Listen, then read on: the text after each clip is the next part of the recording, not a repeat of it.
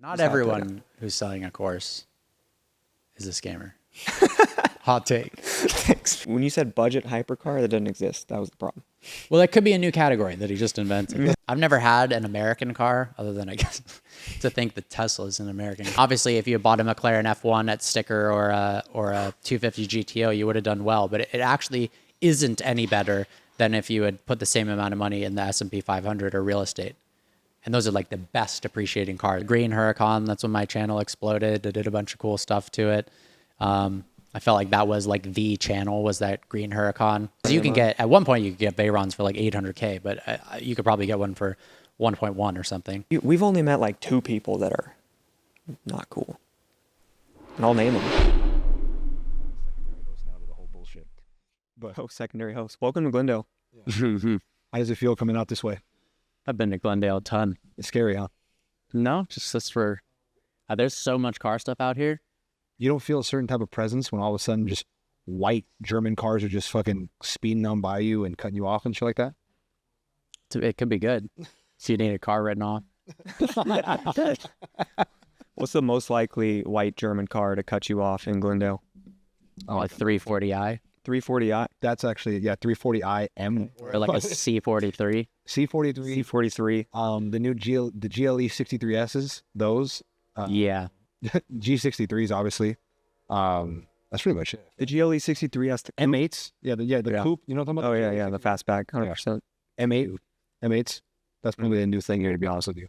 Because those cars, man, that car, talk about a car that came out semi-strong and then just fucking hit the depreciation like a motherfucker.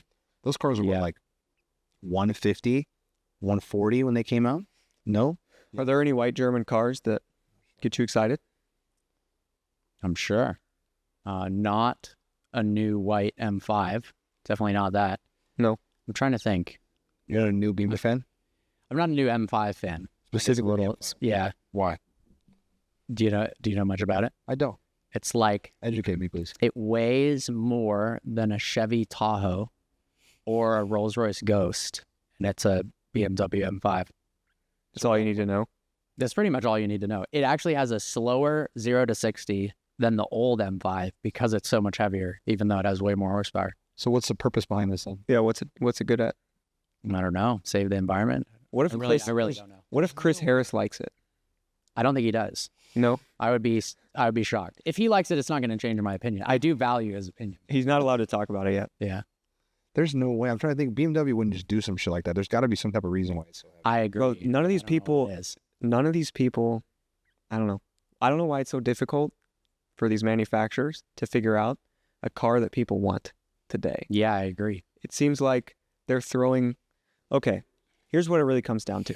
They've got enthusiast cars, M5s, even the new, the 4-cylinder hybrid C63, like heavy cars, hybrid systems, all that stuff. Some of them are faster, some of them are slower, but you're throwing away everything. Like, these are enthusiast cars.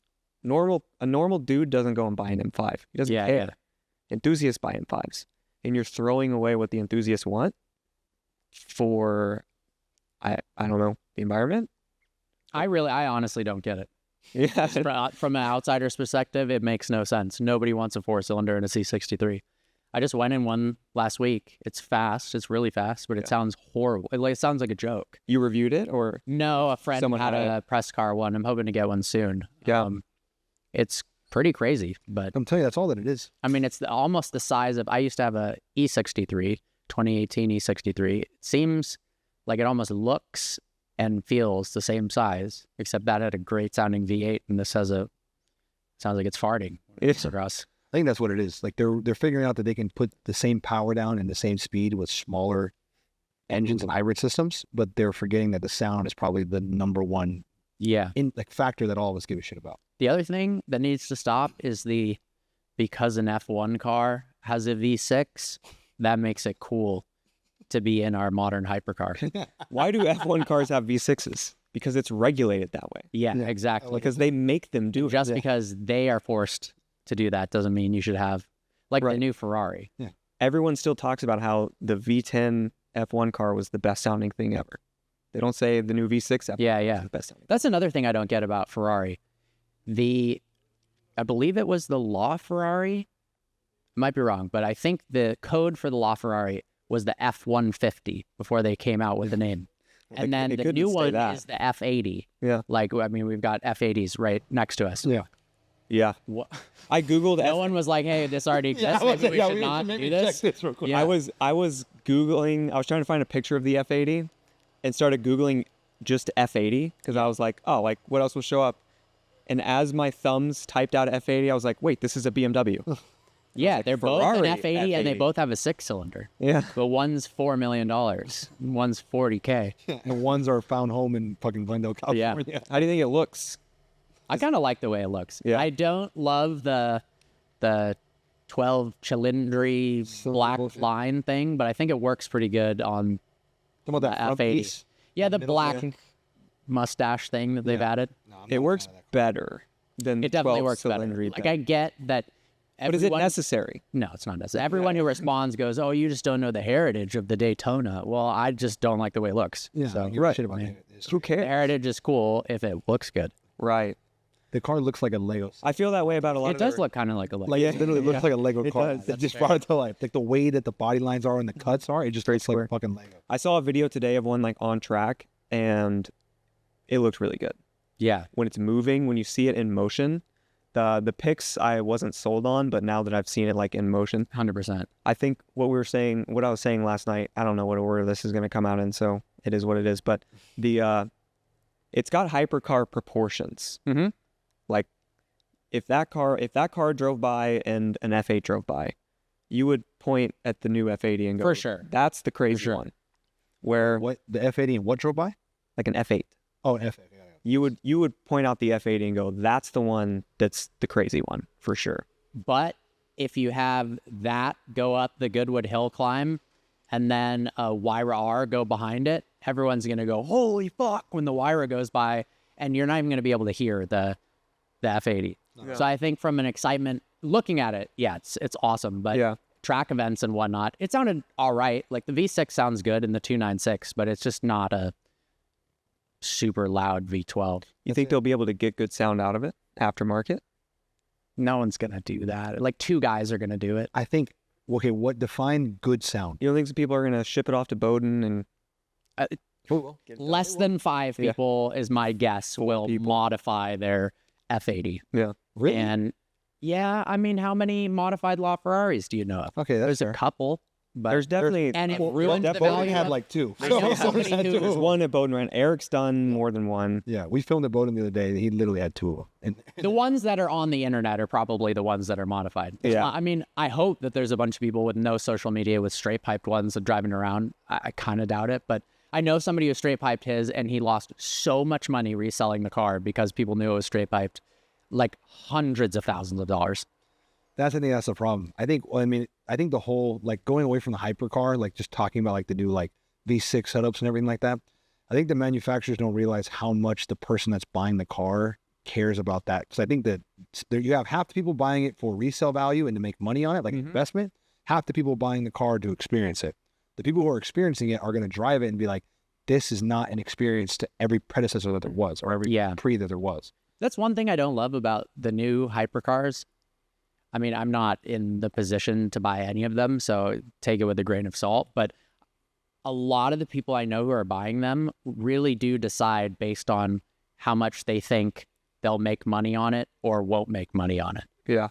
And it just kind of seems like that just takes everything that's cool about a car out of it. Now you're just playing the stock market or It's just like an a asset real class. estate investment versus, no, this one's actually better. I want this one. This could be totally wrong, but I feel like you'd make more money, and I'm pretty sure this is correct, on the F80 buying that than you would on a Gordon Murray T50. But everything about the Gordon Murray T50, it weighs 2,100 pounds. It has a manual transmission, a V12, is way cooler from a driver's standpoint.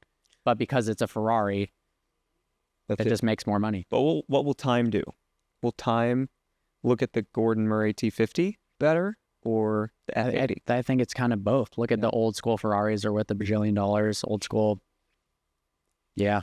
I don't know. But this will always be, I don't know. I mean, again, we're not driving. I'm sure it's cool. The old school Ferraris, you can't get an experience like that anymore, right? Like that's why a lot of this, like the raw, super, just the super raw. The old school experience. Ferraris that are fucking $15 million. Mhm. The reason that they're so much, not only limited and stuff like that, but just Or why the Carrera GT has absolutely taken off. I see what you mean. they, yeah. not that they can't, but no manufacturer will ever replicate that because, again, it's like it's the damn conversation we had the other day with Right. with like the Aventador to the Revuelto. Like the Revuelto in every way is better than the Aventador. Mhm. Speed, clutch, transmission, the whole nine. But experience-wise, you can't replicate what the Aventador Sure. brings because they're not going to dial back the fucking clock and be like, we're going to use shittier tech. Yeah, You know yeah, what yeah. I mean? 100%. So it's like the same thing. That Ferrari experience, the older Ferrari, you'll never be able to experience something like that. But a lot of times, worse tech is more fun. yeah. It's more interesting. fair enough. Yeah. It's like, it's enjoyable. Is it safe to say that we're in the era of cars where shit is too plug and play for people who want to enjoy the car and feel it? It's still the mass market, right? Like if the Revuelto offered a manual, the take rate would still be way higher on the dual clutch. Mm-hmm. It doesn't matter. 1,000,000%. Yeah. It is hard because they're trying to make money, Mhm. and the enthusiast group is really vocal, and we obviously would love to buy a manual Revuelto, but then they have to crash test and do all of these supplementary things with the manual transmission car, and it becomes tens of millions of dollars more expensive to do for three people who say they're going to buy a manual Revuelto, but I'm not going to go buy an $800,000 manual Revuelto. I wish I could. If I had infinite money, I totally would. But then it's like, But if you took a modern car today, Lamborghini, Ferrari, I don't even put McLaren in it. They don't count. If you just took like Lamborghini or Ferrari today, they took like a raw V12 experience with not a lot of electronic assist, no hybrid, naturally aspirated, high revving, manual car, yeah, and did limited run. Like they could price those at $2 million, and just as raw as the standards allow today. yeah. Gordon, No, I think that'd be Gordon Murray incredible. raw. If Lamborghini or Ferrari did what Gordon Murray did with the T50, they'd have no problem selling 1,000 at $2 million. I agree. So Why do you think that is? That they don't do that? they would make money, would they not? Yeah. Maybe they wouldn't. Maybe that's the problem. Or they're know. just that blind. Now, well, first thing, I think there's a lot of shit above our pay grade that we don't see or we don't All of know us, about. yeah. All of us. So that's the number one thing. Like as much as we see or we talk shit, everything like that, there's probably a lot of shit behind the scenes that we have no idea. That's the point of this. Yes. B, I feel like everybody's so in competition with each other. Ferrari, Lamborghini, McLaren, Porsche, everyone's so pitting against each other. So they're trying to do similar things, but better. This is Lambo's take on this, is Ferrari's take on this, versus no one's like, fuck this, we're going to do the complete opposite, which is reality, which they probably should do because everything else is just going in the same shitty ass direction. Yeah, basically. Yeah, that's it. That's why they don't do it because everyone's competing against each other with the same similar products. Yeah. Are they not? Yeah. The Revuelto to the fucking SF90, Same story. same setup. Hybrid it and send it. 1,000 horsepower, even more. So, what are you up to today? What am I up to today? Yeah, what sort of stuff are you I creating? woke up at 5:30 Wow. and went to the top of Stunt Road in the 992 Porsche Turbo. Filmed the POV drive and review of that before the traffic got crazy and got some cool. I don't know why I decided to do that, to be honest. I don't normally do that. Yeah. It looked cool. Yeah. With the sunrise and whatnot. It's been a long day of content. Yeah, for it's you. been a long day. Did some editing, emails, scheduling, more cars to come, brand deals. Yeah. So are reviews kind of like your number one content? Right now on YouTube, I would say, and then on Facebook and Snapchat, much more short form stuff. They're still kind of like mini reviews. It's got stats about cars or cars driving or whatnot, but it's, a 15 to 30 second video or a compilation of short form videos together. Yeah. How long? He's saying that Snapchat's where it's at. That's wild. That's what I'm saying. Like we no Snapchat presence. That's where Gen Z is. Yeah. Yeah, I don't know. I make more off Snapchat than YouTube. Think about that. That's where Snapchat. YouTube's probably my worst. Probably Snapchat, Facebook, YouTube. That's crazy. Think about that. Well, I don't know what to do. We can start getting popping on Snapchat. Yeah. Well. Yeah. We got Snapchat. What is the main form of content on Snapchat besides episodes and shit? Like, what is the base content of Snapchat? I'm not a good person to ask. I literally got You're approved making for money an on it. episode. I film it, edit it, put it on there. It's so weird. Snapchat's only on your phone, but to upload it, it's only on a computer, which makes no sense. And then I post it and look at the analytics and whatnot, but I don't go on Snapchat to watch other content. It's like story. It's like what part- are you upload I'm uploading like uploading mini 3 to reviews? 5 minute mini reviews, filmed vertically. in vertical? And then there's a second part of Snapchat where you can post stories, pictures, and videos. They're not an episode. It's like your day. You can daily vlog, or some people repost clips on their YouTube channel and whatnot. And that's something I'm working on developing now. But Is there dollars in that content? I believe so. I haven't gotten on the first platform. I've got a couple 100,000 followers. And for whatever reason, that episode channel is separate than a channel that can do the stories, which Doesn't make any sense. makes no sense in the world. So I had to start over with the stories channel, and you have to reach 50,000 followers before you can get monetized on that one. So I just started that. Were you a Snapchat user ever? Not really. So like Snapchat, at one point they had like, we're kind of like I know what it is. Like I used it. I was just never heavy. remember, on TikTok you can swipe and like you go to like the lives, like there's like the other subsection. Like I know Snapchat has those subsections where you go on, that's where you find like these episodes. And it's kind of like a dashboard where there's like major content creators will post little things, and it's kind of like, I guess more like a YouTube style thing where you can like scroll through and see different videos. But you have that, and then you have normal Snapchat, which is like taking a video, sending it to somebody, posting a story like Instagram. So honestly, that would probably be good for us, because that little, what is it, like a 15 to 20 second story type of dynamic? That's our alley, baby. That's our market. That's what we do. And then you can post pictures of other stuff that's going on, That's what cars you in the shop. And You're just getting paid for views. yeah, I think it's I hate to say this, but I think it's a undercapitalized upon gig right now. That's what I feel like there's 10,000, probably more than 10,000 automotive creators on YouTube, but there are not, anybody on Snapchat. I mean, a couple. you think You're not the first person to tell me they're on Snapchat. you Somebody think people told are me sleeping that on a couple Snapchat? days ago. I forgot who the fuck it was. I can tell you. Who? But you think people are sleeping on Snapchat? Yeah. That's a hot take. That's what I'm saying. Well, Rafi is on Snapchat. Rafi's on Snapchat? That wasn't that probably the other day. Though. No, it wasn't. No, there was somebody like literally like within the last week that told me that Snapchat was like the move, and we were fucking up by not being on Snapchat. I mean, I had Maybe I forgot. a friend, this program no longer exists. It was called the Spotlight program. So to get people to come onto Snapchat when they were paying at first, they had $1 million a day prize pool that they would give out to people, and they divide it based on who got the top number of views. And I don't think they expected people to go as hard as they did. And 2 of my friends didn't sleep for like a month. And one of them made $4 million, I think, in a month. From just grinding out Snap content. Now, then an article came out about it, and then everyone started doing it.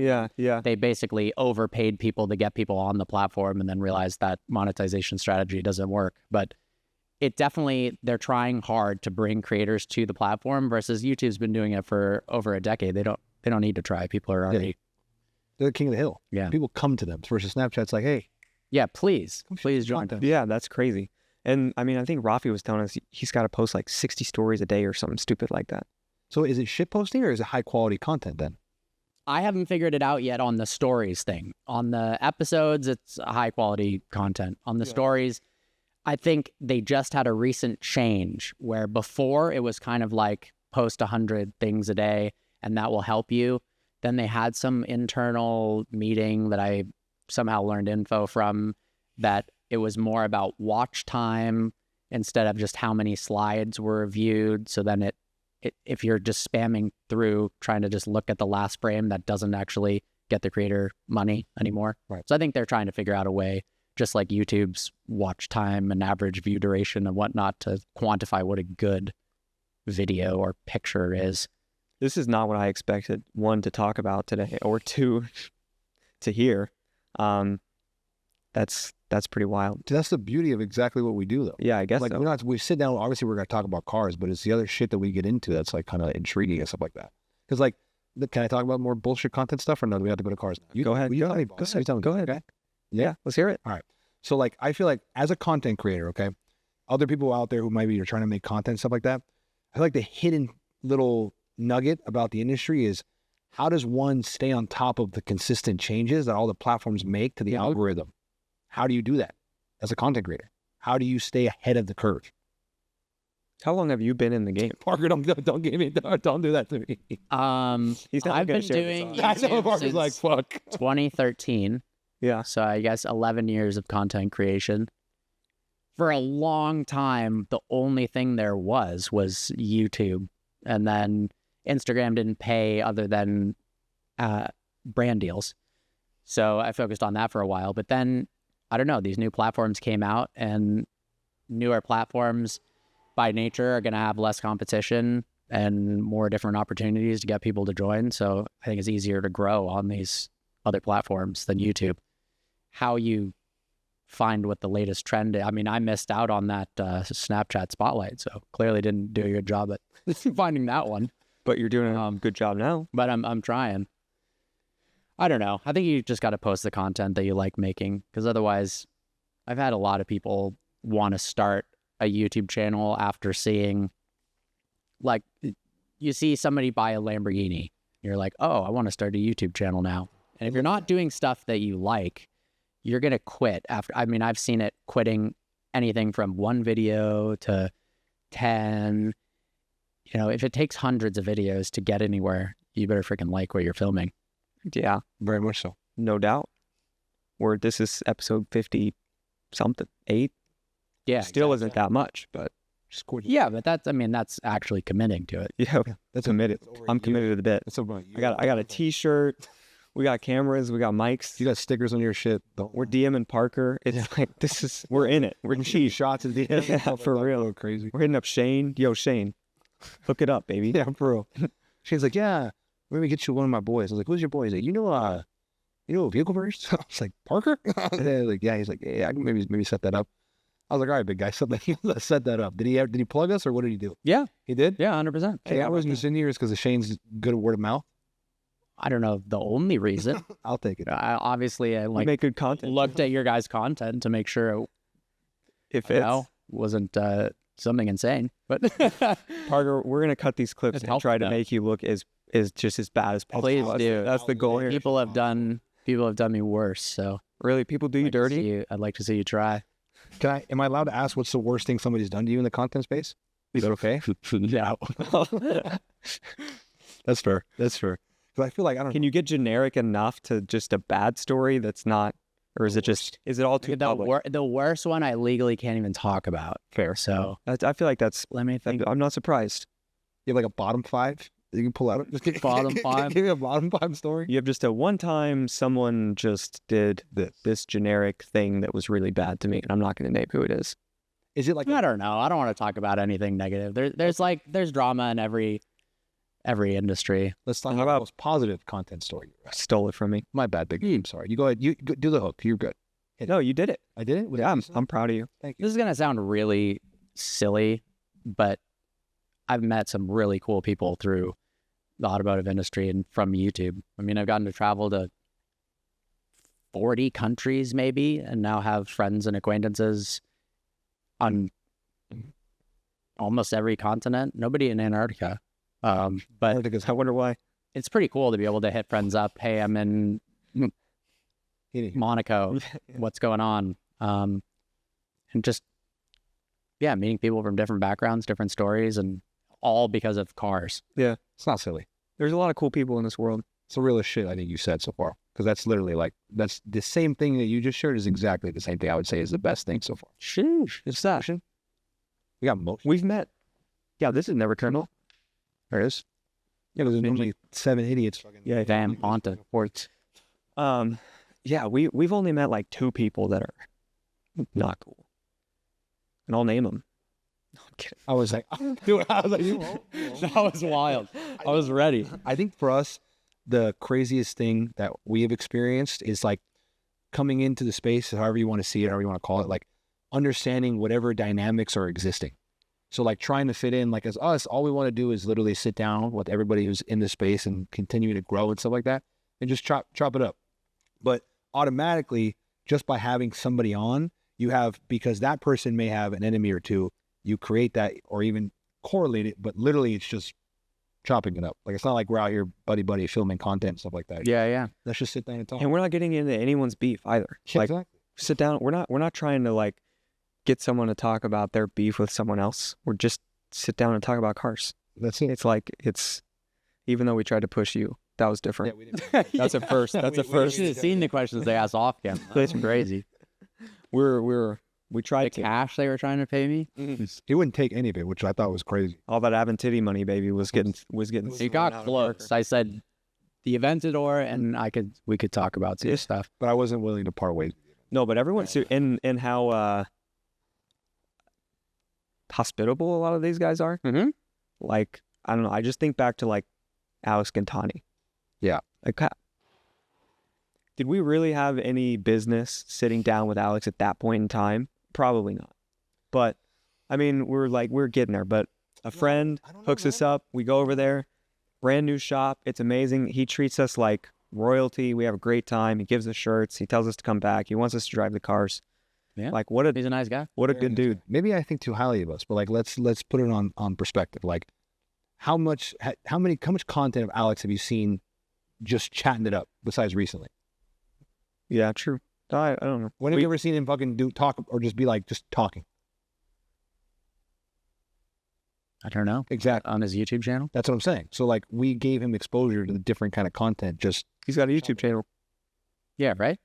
Probably. I think Gintani has a YouTube channel. And Yeah. Alex comes in and out of it, but like I surprisingly don't watch a lot of car content. I think I watch a lot of Nürburgring crash compilations and stuff like that.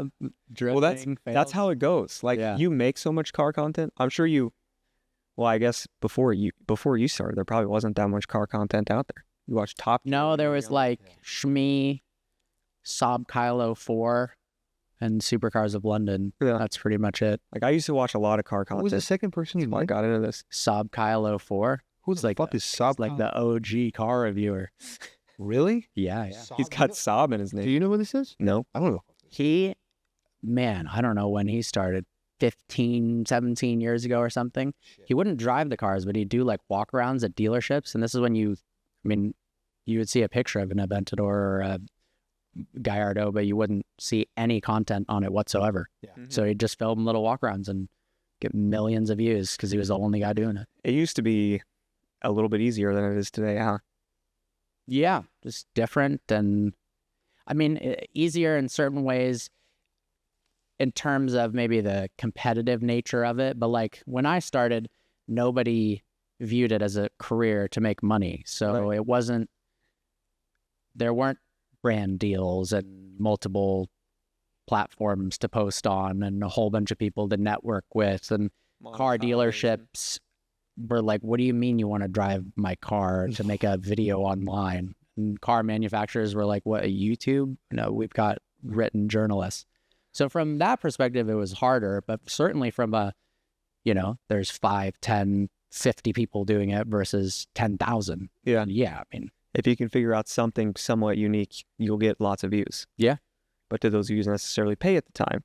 Not Exactly. necessarily. It's a timing thing. Yeah. You can be too early to the game. Can be the first person. Can't be the last person. You got to be find that middle ground. And 100%. then find something that works on top of it. That's not repetitive. Anything in between. Yeah. Because, I'd argue that it's getting harder and harder to start. It is. I mean, it's like, it's easy and it's hard, but it's the competition thing. yeah. There's so much People say that. creative stuff. And I've heard out there. people say, oh, it's too late. I want to say in 2015 or 2016, when my channel really started taking off, oh, I'd do it, but it's definitely too late. I mean, looking back, how is that too late at that point? Yeah. And then you fast forward, oh, it's too late. And then somebody like Whistling Diesel pops off out of nowhere. It's like automotive but, with a different spin on it, but explodes out of nowhere when it's already too late. So I don't know. You might as well try. Don't trends. give up before you start. Yeah. Don't give up. trend-based. We started You a started year a year ago. Yeah. Podcasts have been oversaturated for a long time, but you guys are doing. I'm not necessarily trying to what? Like that comment, you have no idea. And when we started this, he was like, "You want to do a podcast?" And I was like, "You want to do a fucking podcast?" I was like, "We thought it was gonna be realtors." I was like, "The fuck is the difference?" And at that point, That's hilarious. Like, what the fuck? I was like, like "Everybody that has a fucking comparison. podcast." You don't want to sell life insurance? I'm gonna say we might as well. Yeah. But like that's why when you Drop say that, shipping. when you exactly, I was like, when you say that like podcasts are oversaturated, we literally started like one of the most fucking saturated things but it's trend based. So like Whistling Diesel, there's the ebb and flows of literally every industry has its own ebb and flows. Yeah. Somebody's the king, falls off, somebody else comes the king. 100%. Consistent competition type shit. You don't know my lore? My background? Let's hear it. I used to watch a lot of Salamandrin, Cool. and I loved his podcast, Let's Talk About Cars, Yo, back in the day. Mm-hmm. And then it stopped. And I was like, I used to listen to that because I liked car content. I was like, well, this is like a car podcast with people that actually like drive the cars and own the cars. And that's what I enjoy. I want to hear real people's thoughts on cars that actually not just like, you know, not necessarily a journalist, someone that actually owns these cars, right? Not like Doug talking about like. Hey, I mean, Doug's got a Carrera GT, so you know. Yeah, that's correct. But Doug's, I don't. Hey, Doug makes great content. I don't know if I could listen to him talk for 2 hours. That's just me personally. But that was most of the content, and so there was like a hole because that was the content I liked, and then it was gone, and then there was a hole, and then we always talked about cars, and I was like, what if we just did this, fill that hole?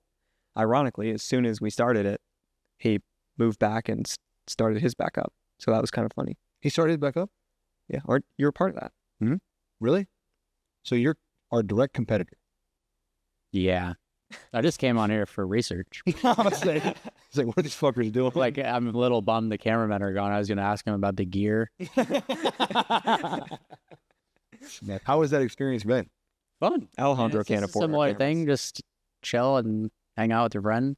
Yeah. He lives too damn far away. Are we gonna do like a Fairly Odd Parents like crossover episode, or Could. Yeah. I'll talk to him about it. let's pitch You it want to make the great migration. We make that migration literally all the time. weekly? We make that fucking migration. Fair enough. Okay, talk about Friday at 5 p.m. We make that migration, Oh, I've done it. and so you know what that's like. So Yeah, it's crazy. I mean, you're coming from even further. that's true. Yeah, he's even. We will name specifics. Yeah, he's even more in the cuts. But tough. Yeah. That's like It's him. fun. You're 20 minutes closer than I am from getting down there. Yeah. And that extra 20 minutes hurts. that's true. And you got to deal with 405 too. When you were like, I'm an hour away, I was like, you're an hour? You can get there in an hour? Hurts. So to get back on the car topic, I don't what Jeez. do you guys like roll racing? Yeah. You've been to Texas 2K? No, I've never been. That roll racing. That's an event to go to. Okay. It's pretty crazy. I've been 4 times maybe. And it's just as cool, the actual event, as it is what happens after the event. So during the event, the 2,500 to 3,500 wheel horsepower cars race on the strip. And I think it's cool that they simulate roll racing. So they don't start from a standstill for half of the races. They like start from a roll and the light goes green. Mm-hmm. There's obviously a drag racing element to it. But then afterwards, the people with like 1,200 to 2,500 horsepower go and race for money at nighttime. It gets pretty ridiculous. I can imagine. That's like the Dan Rue type content, no? Oh, 100%. Yeah, Easy but cars. Dan Rue won't race anyone. You just talk about it. He came out there and brought his car and then complained that he didn't have a helmet and a roll cage. Not to start any crap, I barely know Dan Rue. No, of course. But I feel like he was talking a big game for his GTR, and I knew a lot of people trying to run him. That's the game. Talk a big game. build it Yeah. up, build it up, build it up. Hey, it works for content for sure. That's what I'm saying. Like I've seen a lot of clips of him talking about how Hellcats suck, and I don't disagree. His GTRs would spank Hellcats, but there's also faster GTRs and faster twin turbo V10 cars. The Huracan, the R8. What's the fastest at the Texas 2K?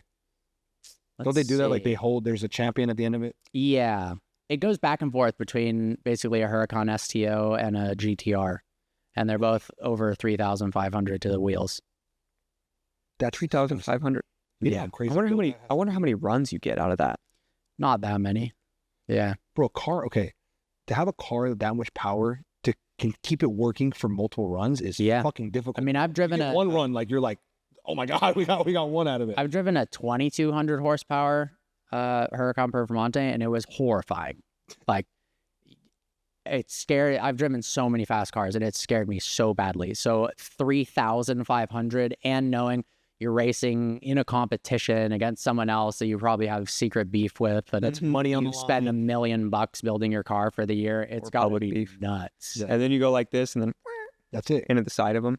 That's Along the side of the wall. It's just the amount of time you have to react if something goes wrong, and that much power. You don't have time. Like if something goes wrong, you're fucked. You just hope no you go way. straight. That's it. That's all you can hope for. Hope Yeah. for the best. You drove it how? Like you drove that 2200 in like a drag, or how did you drive it? In a roll On the street. on the street? Yeah, yeah. Well, let's go. In a review? Can we talk about that? No, not on. I mean, we could talk about it. It wasn't in a review. Let's do it. Chop it up. Well, whose was it? How was it? Who's out I don't here? know if I want to say whose it was, but it was a UGR car, Okay. and it was gnarly. I mean, it was so fast it ripped the radar detector off the windshield. I've never seen that happen Can before. we talk about wow? Can we say what car it is? Yeah, Yeah. twin turbo Performante. Oh, my bad. I missed that. Sorry. Yeah. Out of my head. You missed it. I did. That's it.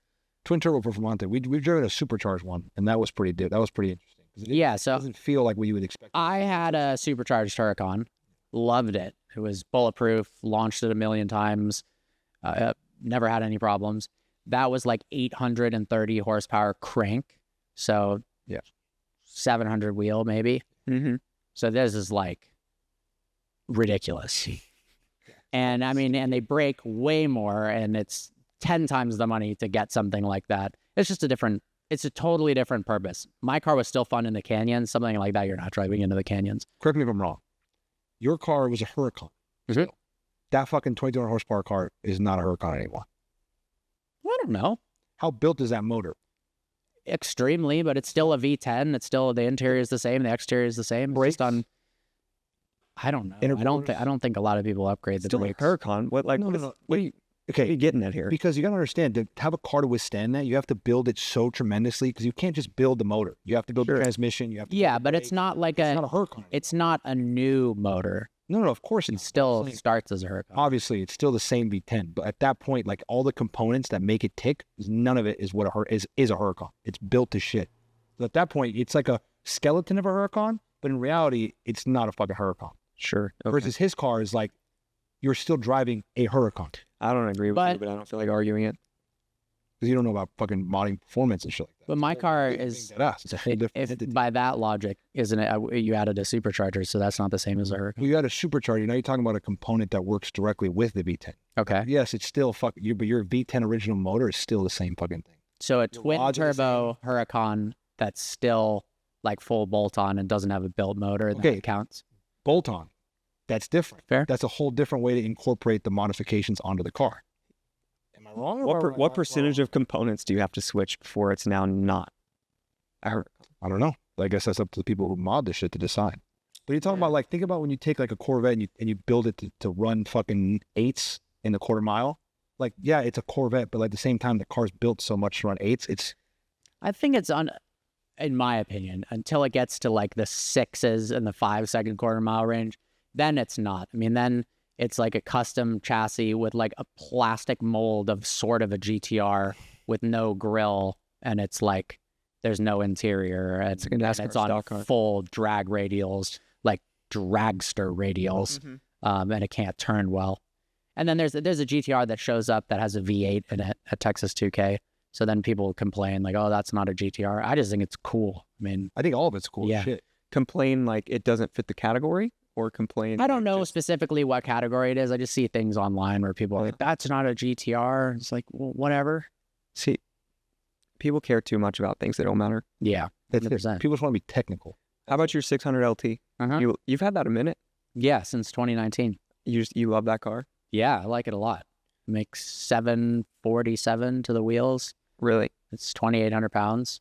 What have you done to it to get it there? It's got a downpipes, tune, fuel system. On MS-109, it makes that power. Doesn't make it on 91. Where do you even get that? Special place. Online. Oh, you order gasoline? It's expensive. I forget what it was.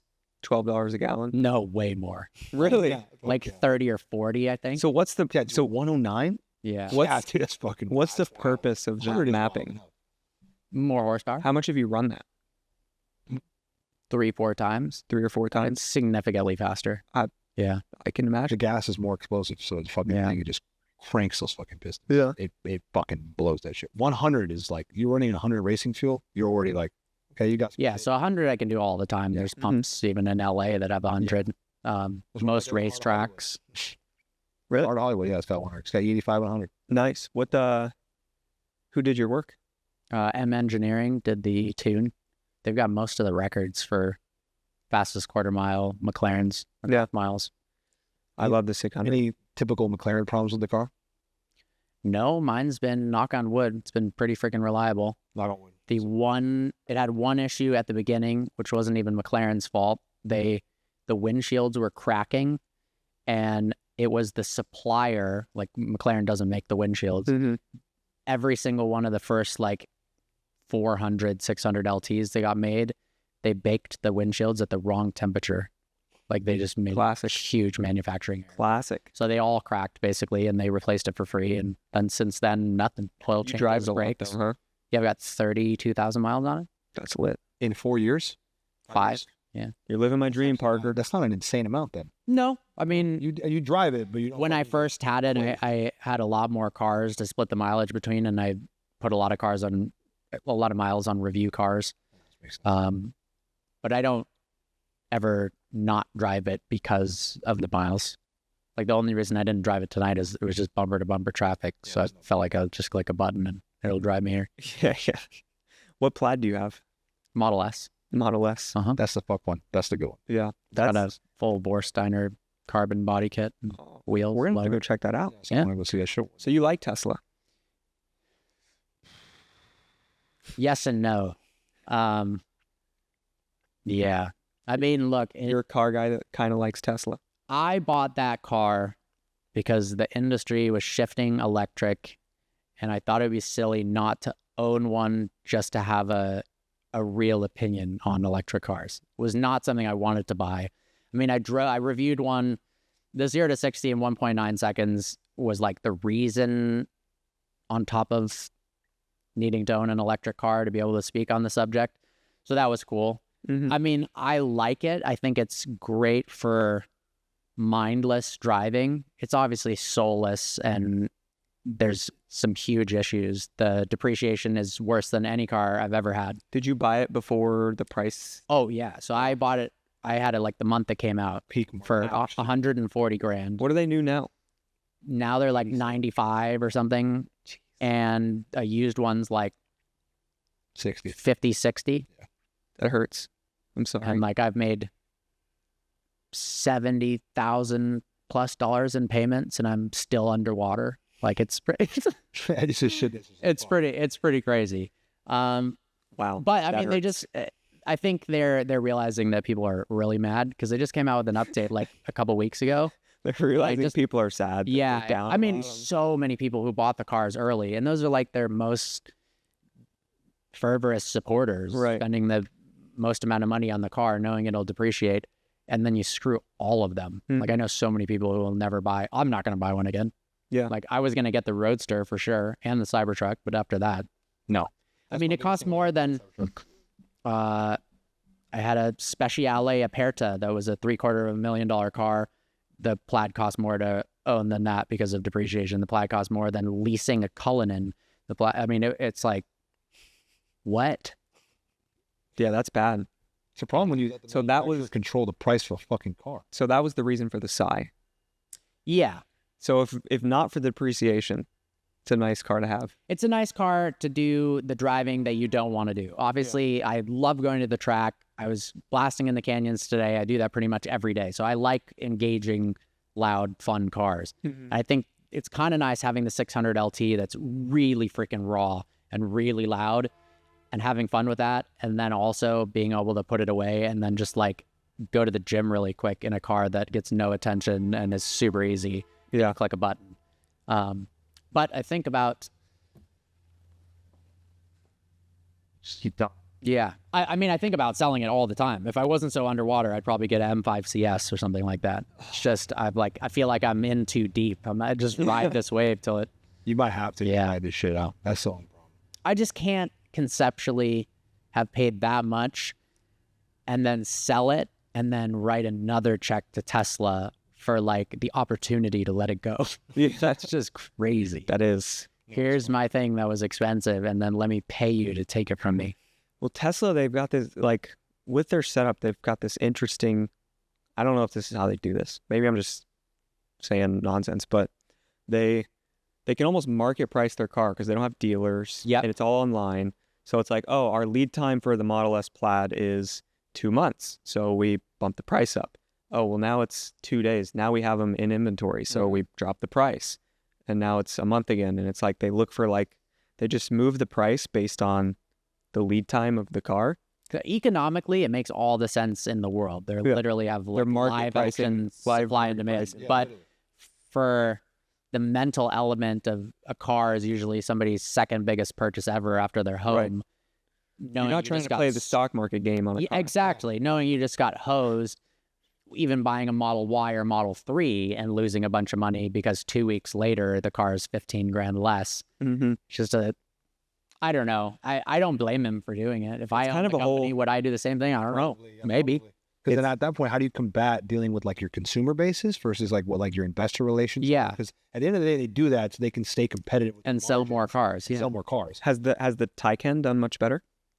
Fuck. Depreciation wise, no, but Porsche didn't. Here's the biggest difference and problem.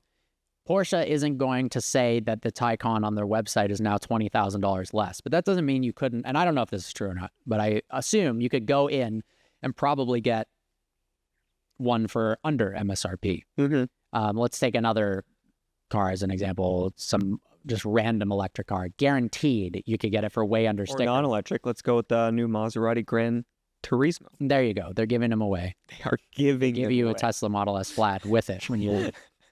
It is. Let's see which one depreciates. Yeah, exactly. It's a I was literally competition. saying brand new cars like 40 under.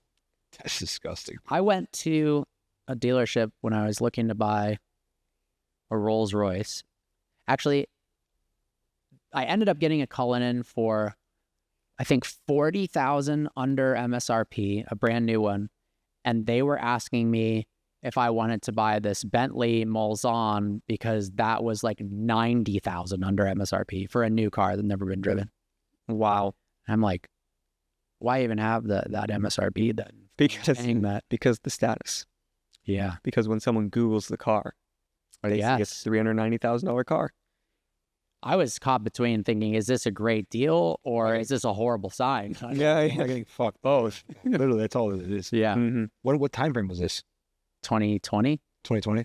Yeah. Well, 2020 was a wild one. Shit went up, shit went down. Shit Yeah. went crazy. That shit. Well, first it went down, then it went up. It wasn't even that quick of a time, or it was a quick ass timeline. It went down. Yeah. It went down. Like I bought my year and a half, and it went from like some of the lowest car prices ever to some of the highest car prices ever. Yeah. I remember Pistas were like high threes at one point. That's so stupid. I almost got one. That was really dumb. Well, there's a bunch of cars I coulda, shoulda, woulda bought, but Mhm. this is what it is. Pieces are kind of close there right now. You can get a piece for mid fours. Really? Yeah. Oh, I got a Yeah, the buddy market's that coming I think down. has one for sale for like 460 or 470. all right. That's not that far off. That's not terrible because right now I feel like since the bottom of COVID, we might be the closest that car prices have gone being low recently. In the last 100%. 5 years. 100%. I agree. How much lower it's going to get? I feel like April or like March was so low It was the lowest. because that's back when I was looking at R8s, and since I've checked the R8 market since then, it's higher than it was. Maybe interest rates drop. March was, That's the whole thing. So now you look at it, March was stupid low. forecasting like the next year, interest rates are only going to get lower. I'd be 10K up on an R8 if I would have bought one. Think about how crazy that It's shit a little sad. is. Fuck. I bought the wrong car at that time. I bought a 720. That was my wrong move. I didn't eat that. I didn't eat that much on that car. The 720 is what I had before the Aventador, and I was looking at it and I was like, okay, the time frame buying this car, I was like, this car can appreciate a little bit. The market's at the highest it's probably going to be. I was like, this would be a solid car. So I didn't really lose much on that when I traded it. I feel like it's so hard to predict car prices that you might as well just buy the car you want difficult. when it seems financially viable for you. There's some obvious ones. Yeah.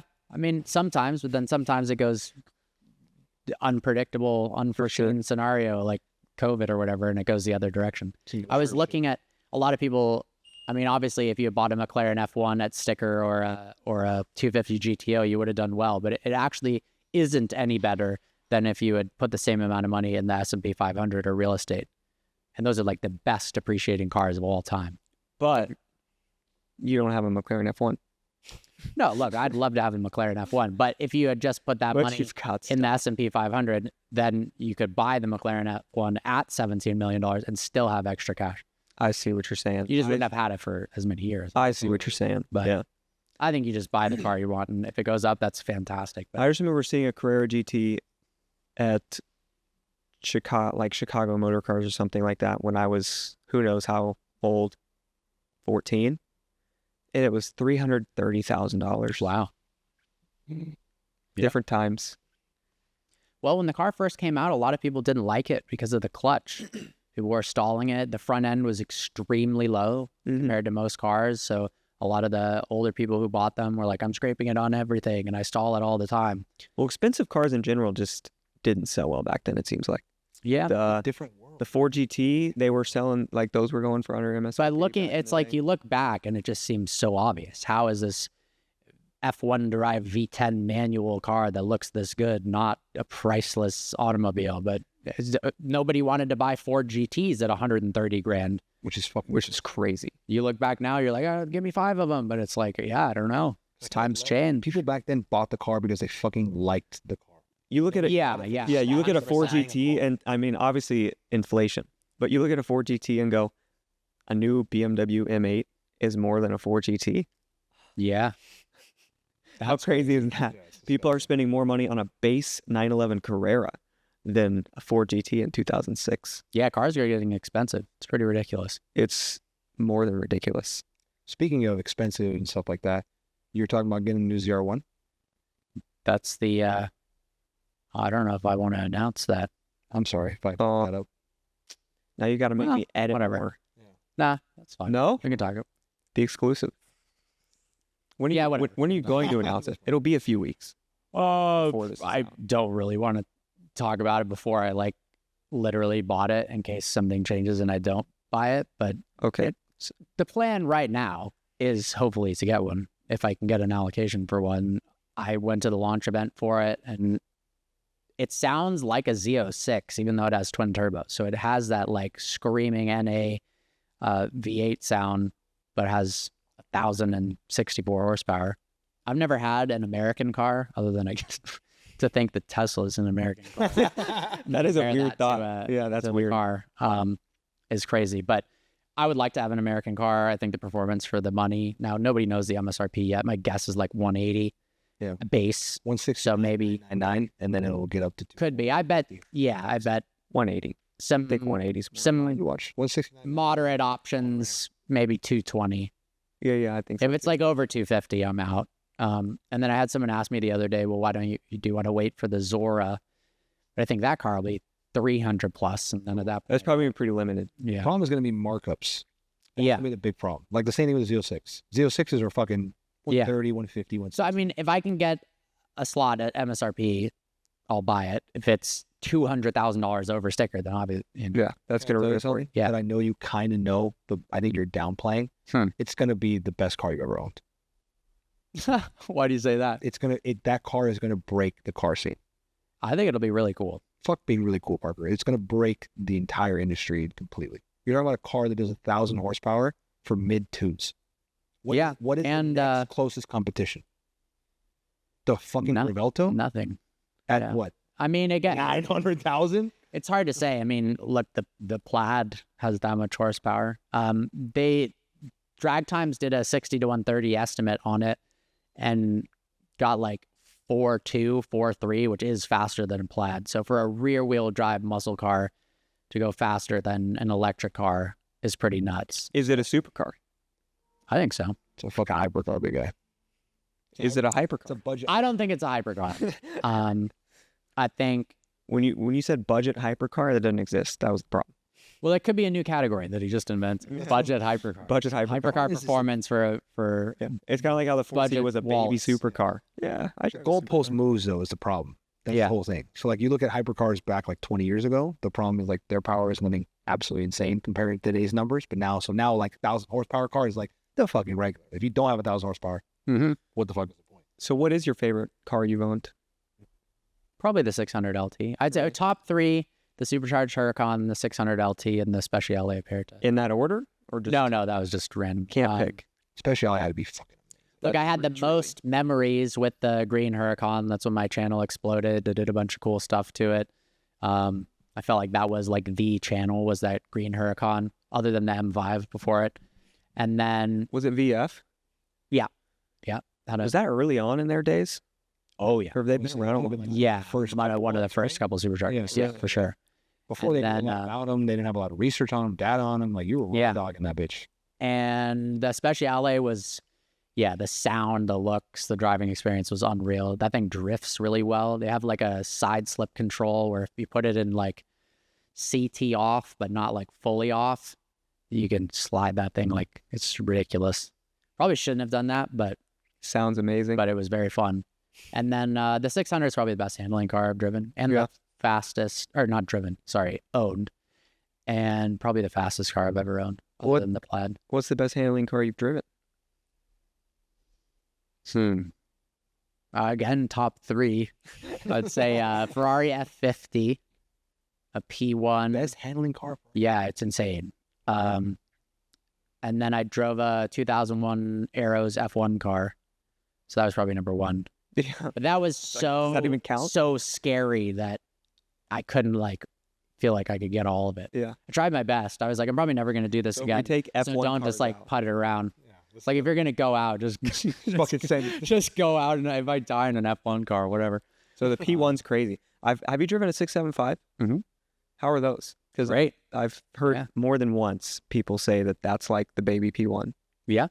Yeah. Same with my car. I mean, it's the same engine. It weighs less than a P1.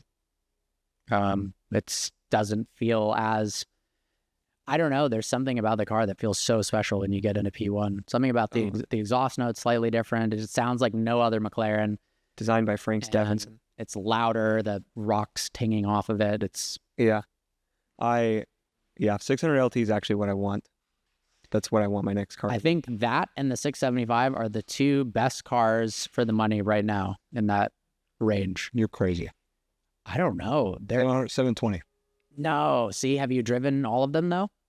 I've driven a 600. Uh-huh. Kind of like yours, built different 3. But in corners? Yeah. The 720. You would rather no, 720? He has not driven in corners. Don't listen to corners. Yeah. 700 or 720, I would pick it. Sheesh. Why do you pick the 600? You think it handles that much better? Way better. It's way more raw. Handles way better. Okay, it's way more raw. That's exciting to me. What are you looking for out of the car? What makes it the best car for the money? I don't know. I think it's way more exciting. You get in and you're like, yeah. The 720 is like really fast and really comfortable, but it's a little like, all right, it's too smooth. I don't know. In my opinion, it's an awesome car, but it's too dailyable for it to be an epic weekend car. Yeah, you're trying to, you'll take the Tesla if you want to be comfortable. I mean, it's somewhere in between there, but yeah. I'd rather have a like gnarly as hell car and then a more comfortable car than something that does everything. I knew I liked you, Parker. The gnarliness makes it the best bang for the buck. Yeah. Because you know how close those cars are becoming in price difference? They're like 20K difference now. Yeah. Versus before they were maybe like close to 100. Now you can find good quality 600s and like middle tier 720s for 20 grand difference. Maybe even some fucking cheaper than 600 LTs, which is disgusting to think about. I don't know. I think it's a better car. Okay, that's fair. I'd rather have a 600 for what it's worth. I've driven both a lot and on the track and in canyons, and I just think it's a more rewarding experience. But I understand why somebody would want a 720 more. I think it just sounds neutral. It is. He's media trained. That's what it is. No, that's a genuine. No, that's usually how I approach this stuff too. I can understand it, but yeah, I would pick a 600. Gavin wouldn't. It's what the person looks for. I'm a little bit more of a princess, so I don't want it as raw for me. Versus him, in his mind, like you're talking to the kind of person that would daily a Pure Sport. Does that make sense? Yeah, I mean, I would do that. I wouldn't daily it. I just couldn't do it every day. As much as people are like, fuck, oh my God, Pure Sport. No, I couldn't do it. I need. Oh, you could. I haven't driven a Pure Sport, but I drove a Super Sport a month ago on the track, and you could totally daily that thing. No, you could. I'm not saying you can't. I'm saying I don't even think it would be bad. I think it'd be great. You think so? Probably be the best thing ever. I'm with you. Yeah. Why do you think Tate does it, bro? Come on. Yeah, exactly. Tate does it for fucking different reasons. If I dailied a 4C for 3.5 years, I could daily a Pure Sport. For sure. No, We're twisted. That's why. no problems. That car was I different. need like a G63 and then the Pure Sport or fucking 600 LT or something like that. I need that like just. Well, I mean, I don't think anyone's having a $4 million car and no other cars, but if I had to, Right, exactly. shoot. Yeah, that's quite. If anyone's offering, Yeah, that's an interesting Please. scenario. Trade in. You give me all your cars, Parker, and I'll give you a Pure Sport. That's the deal. all right. Fair Oh. trade. How the fuck are you gonna make that happen? It's a joke. Oh my bad. I'm sorry. Jeez, My fucking bad. you forgot that I had a trust fund. I did. I actually did. Sorry. I would love to tap into that shit. Let's get some fucking. Yeah, we'll do it. We need an Aventador. We need an SVJ, SCC, SVJ for the marketing aspect of it. We need the whole night. We need more than that. What's the number one marketing car right now? You think it is? Yeah, that's the course selling starter pack. It is. The SVJ. It is. You get one of those, you don't need to have ever done anything in your life. Just you could sell a course on anything. You guys could sell a course on how to do a podcast, like after episode 1, if you had an SVJ. That's it. We got to get an SVJ. That It'll pay for itself. I feel like it's becoming like oversaturated as a marketing car, though. That's why some of these bigger course sharks, not in a bad way, course bros, are now upgrading to Chirons. Hypers. That's the whole thing. That's insane. Because how do you separate yourself from the pack? You got to go up. What's Yeah. up? Chiron? I mean, go ahead, just go get yourself one, and I'm sure it'll market well. The early guys, they had the SVJ before everyone else did, made a ton of money, rolled into the Chiron. Now they're ahead of all the people that were a little bit behind them. Yeah, I looked into it. It's like $600K down, $72,000 a month. Really? How fucked is that? You say 72,000 a month? Yeah. Oh my gosh.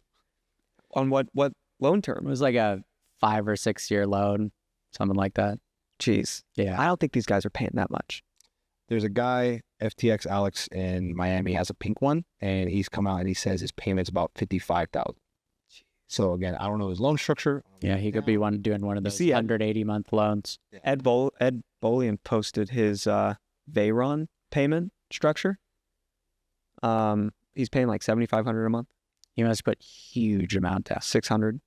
Yeah. I mean, that's half the car. I would say on a Bayron and Yeah, Yeah. $600 down.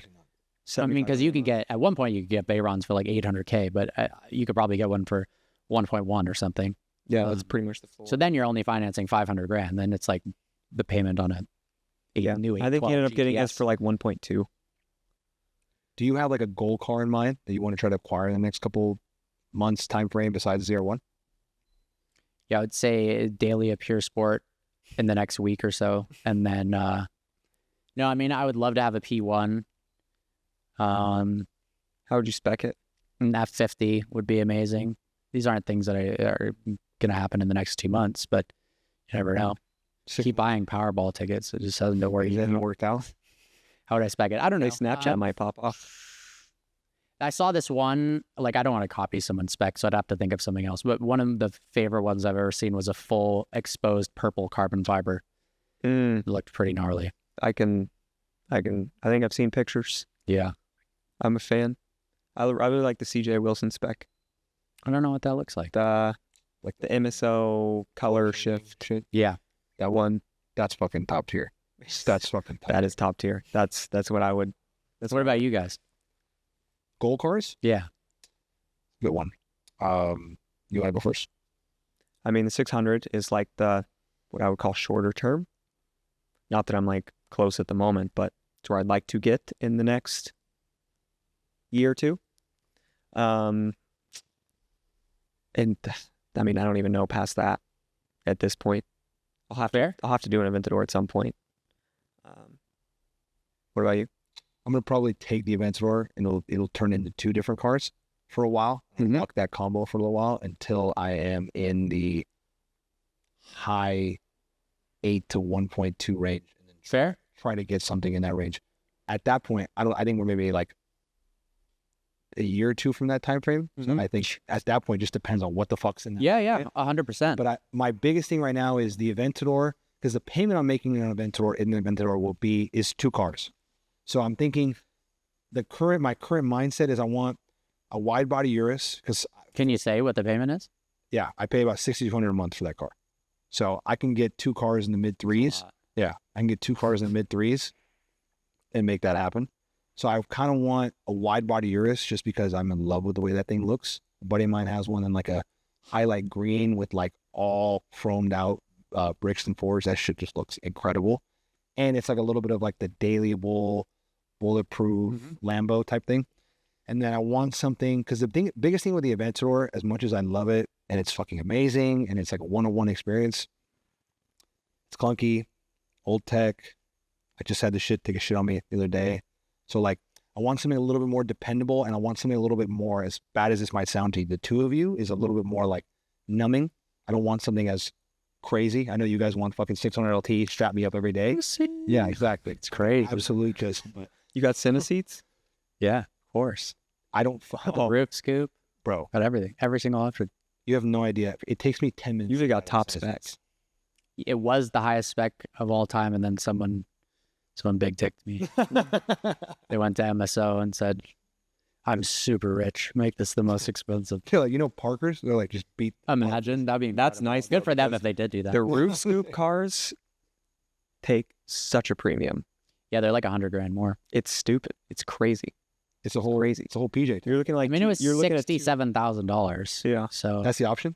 yeah, that's it was. wild. So the scoop itself was $37,000, but you had to get another $30,000 option To to option it. It What's the other $30,000 option? was like the MSO Club Sport Pack 2 or something, and it was like a carbon roof, and then I think it came with the center seats and the roll cage and harness. Ignore Something this. like that. Everyone listening, this is for Instagram, and I apologize for being a social media whore. What's the most expensive option on your McLaren 600 LT? The MSO roof scoop. Yeah, thanks. Am I then going more into detail or? No, we're good. Okay. Yeah, he'll handle the rest. He'll handle the rest from there. That's pretty crazy though. $67,000 to get the roof scoop. That's Yeah. why they command that premium, because it really is like $300K for a roof scoop car, Yeah, yeah. and you can get the others for $200. That's wild. It's fucking stupid. Yeah, it looks. But there's it's 35 of them. Really, that's it. Yeah. That's why they're fucking so in demand. There's 50 scooped 675s and 35 600 LTs. 35 scoops. So that's not that many. Factory It's not. scoops and shit like that. Yeah, but I think not more than 2 people have probably put the scoop back on, because you have to send the car to McLaren. They cut the roof off. It's more than $70,000 to do it after. So I don't. There's many not. people are It's doing not that. like the Aventador SVJ thing where they just like bolt it onto the back. This is like It has to be. Yeah, because it goes Yeah, through there's no the aftermarket. roof of the car, which is like a structural component. Got it. That's fucking yeah. I mean, we could put we'll put a scoop on his car when he gets it. It'll be a we'll figure it out. $67 scoop. Shit, I'm down. We're just gonna tape a red Solo Cup to the top. That'd be good. Call it a fucking. Just call it a day. We'll measure how much down. Wrap the Solo Cup the color of your car. Nice roof scoop. You know, this sounds like it'll pop off on Snapchat. Down to help. Yeah. I'll bring my car and we can do it head to head. Yes. $67K versus $6.7 roof scoop. Damn, that's an expensive Solo Cup. Yeah, You think you'll ever get rid of your 600? I hope not. The plan is to never sell it. That's the plan. Yeah, That's that kind of car for you. yeah. I want to keep that, and then hopefully add the ZR1, and then when the new 3RS comes down a little bit more, they're getting close. I want to get one of those. What do you like about the 3RS? So you literally took the question. It's just okay. I first drove one, and it was a subscriber's car, and I drove it like 7/10 in the canyons because I didn't want to go nuts in his car, and I had only been in it for like 3-4 hours. Then I had a press car for a week, and like really got to drive it. And once you get out of that like 7/10 and you get to feel the downforce, the handling is crazy. Like it has more grip than any car I've ever driven. That's not on slicks, or it's not a race car. Yeah, the fucking RS dynamic of it really fucking makes a difference. Oh yeah, There's a lot of downforce. I know that. yeah. Like, I understand the concept of it. but you hear what he said? He's waiting for them to come down because they're just too much, which is what. They've come down a lot. Yeah. Um, What do you know the market? What can you get them at? There's right now? not. 40K to 80K over now. I don't know it super well, but like I 350? saw one. Whatever. 400, they're like Depending on the 400? spec. Yeah, it really depends on the spec. I have to decide whether I want a YSOC one or not. Dude, get a white cycle. If you're gonna do it, If I want the car for long term, it makes sense to get it.